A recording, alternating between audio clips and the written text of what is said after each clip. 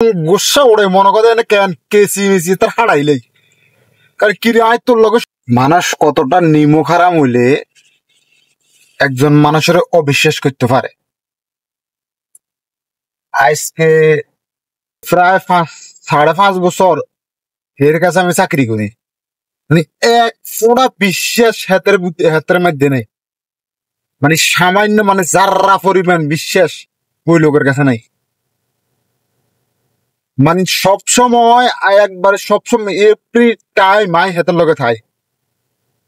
মানে every time I হাতের লগে থাই, তারপরে হাতে আর বিশ্বাস করে না, মানে আই হাতে চোখের আড়াল হই না,